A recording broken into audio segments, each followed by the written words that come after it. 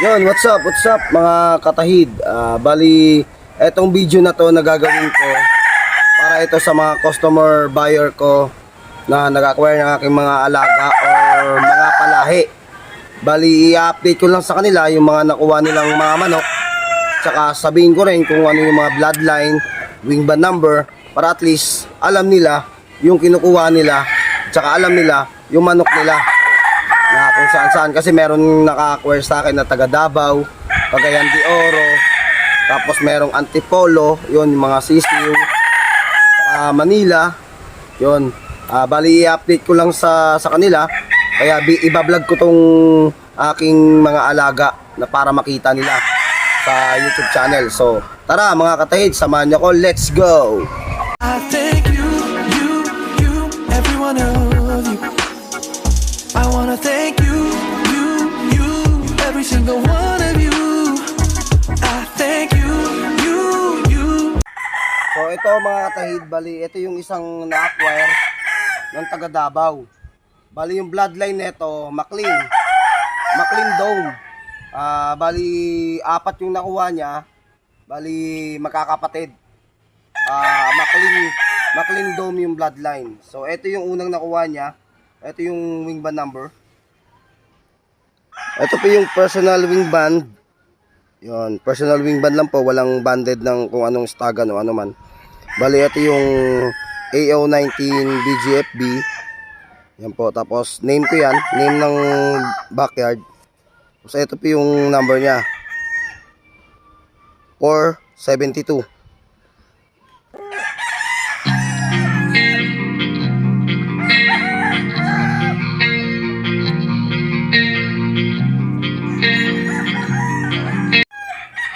Ito mga katahid, yung isang nakuha niya, bali McLean Dome din. Ito po yung wing band number. Ayan po yung wing band.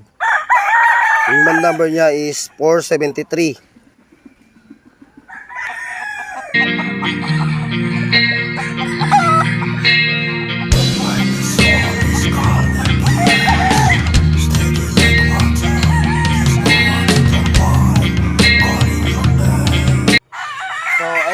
Mga katahid yung isang nakuha niya.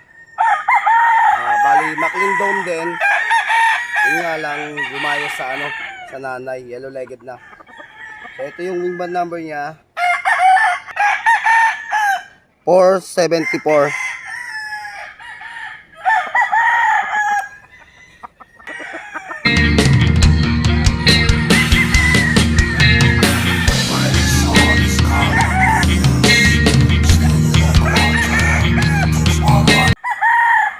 Ito mga tahid yung pang-apat na nakuha niya.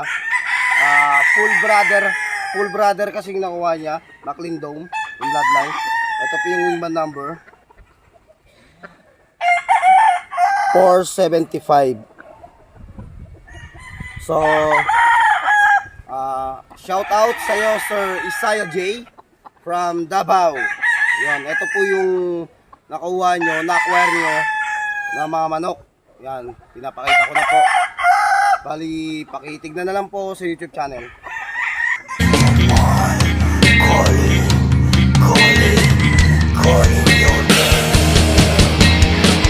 So mga tahid, ipapakita ko naman yung na-acquire ng taga Cagayan de Oro. Samahan niyo ako para makita nyo kung ano yung manok na nakuha niya. Bali, trio po. Bali, quadro pala yung nakuha. 3 babae, 1 lalaki. So tara, samahan niyo ako mga tahid. Let's go! So ito mga katahid, yung nakuha ng taga Cagayan de Oro, broodstag. Bali, yung bloodline nito, creation of black gold. Gold tsaka black combination. So ito po yung wing band number niya, 462.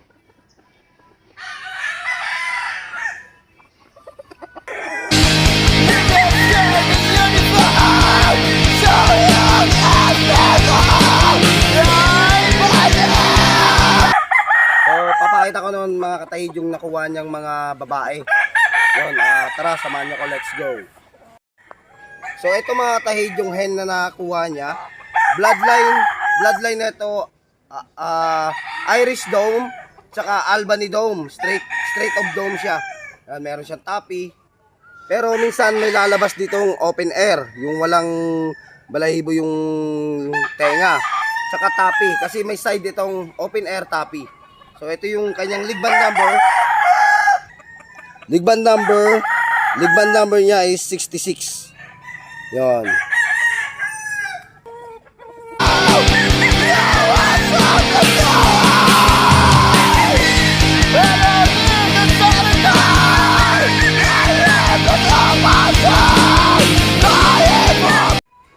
So ito naman mga katahid yung nakuha niyang isang inahin. Bali yung bloodline nito, bone crusher, tapos sleeper hats. So straight of hats naman ito. So yung kanyang league band number 67.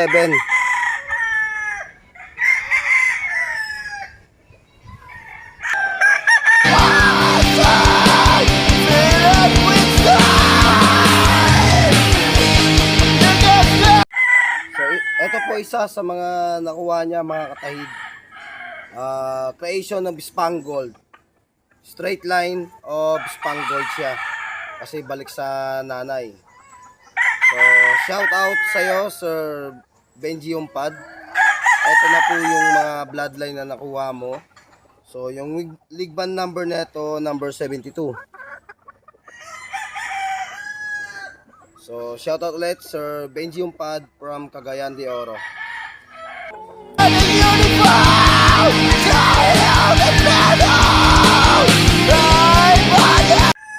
So, ito mga katahid, papakita ko naman yung nag-acquire na taga Candelaria, Quezon. Pero sa Manila niya ipipick up. Itong dalawang stag na napili niya, yung nakuha niya.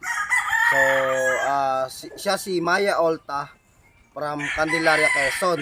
Pero sa Manila area niya pipick upin kasi nasa Manila siya ngayon. So tara mga katahid, samahan niyo ako para makita niyo kung ano yung nakuha niyang stag. Tara, let's go. So eto mga katahid, yung nakuha niyang stag. Bali yung bloodline nito, bone crusher, leaper hats. Bali straight of hats na siya. So ito yung kanyang wing band number 456. So ito po yung yung stag na nakuha niya.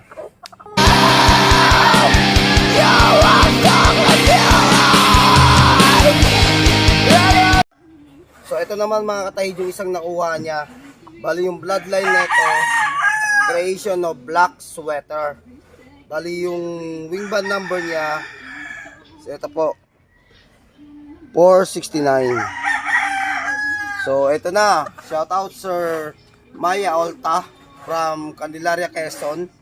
Bali, ito na po yung mga stag na na-acquire nyo. Yan, ito po yung isa sa nakuha nyo, yung black sweater. Shout out sa'yo ulit, Maya Olta.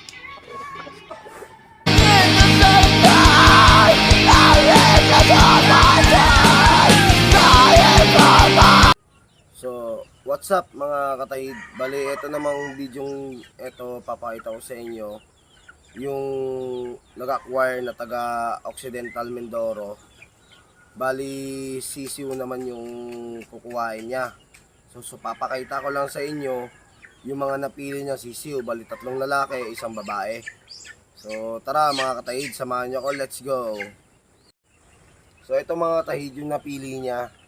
Bali yung bloodline na ito, creation of fancy white hats na. Kasi white hats at saka mga white gold ko yung combination. So ito lalaki yung napili, etong isang lalaki yung napili niya. Bali lagyan lang natin nito ng marking na cable tie, white tie, para malaman natin na ito na yung napili niya mga katahid. So may natural na talagang nakalagay itong marking ko para per batch, pero lalagyan lang natin itong white tie para malaman natin na ito yung napili niya.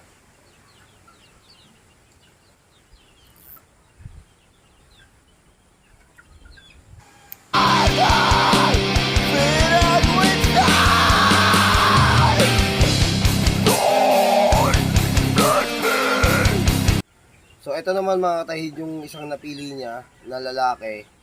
Bali, creation ito ng Spangled. Bali, tawag ko na Spangled na creation. Bali, Spangle, yung tatay or yung pinakanggalingan, tapos creation of the gold. So, ito yung isang napili niya. So, lalagyan din natin ito ng ng white tie para at least malaman natin kung ano yung mga napili niya.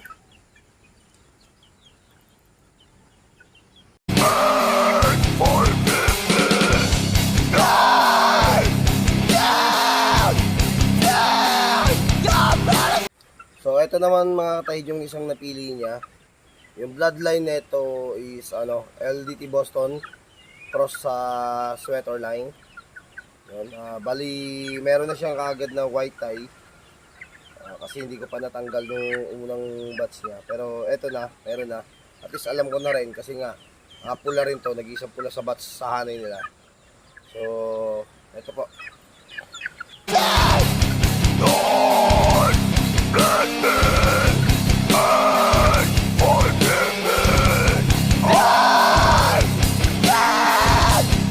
So ito pa mga tahid yung napili niyang isang babae.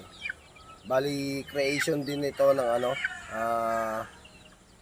white hats saka gold. So tawag ko na fancy white hats. Ito po yung babaeng napili niya. Mga tahid.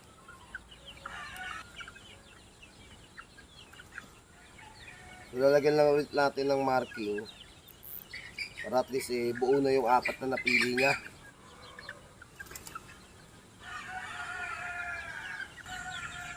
So shoutout sa iyo Sir Dada. Bali ito yung napili mo na mga natupuan mong mga sisyo. Ayun, good evening mga katahid. Bali etong video na to, bali sa nag-acquire naman to ng taga Antipolo Rizal. Bali yung papakita ko lang picture lang kasi hindi siya nakapag-decide pa na kung ano yung mapipili niya or saan ang pipili niya. Basta sabi niya yung sa Boston line na sweater cross yung gusto niyang makuha, or basta Boston lang. Kaya i-picture lang yung mapapakita ko dito sa vlog na to para yun, kung sakaling kami magkapayagan kung ano man yung napili niya, kami na po yung bahala doon. Basta isasama ko lang dito yung mga picture na pagpipilian niya na Boston sweater line. Yun po, maraming salamat ulit mga katahid. Bali dalawang sisiw na same line Boston sweater cross yung pipiliin niya, yung kukuhain niya. Pero yung papakita ko lahat na lang ng para kung sakaling mapili niya yon or makita niya, at least na i-update ko yung mapagpipilian niya. So salamat ulit, shoutout sa iyo Sir Rap Rap from Antipolo Rizal. Good evening, maraming salamat ulit.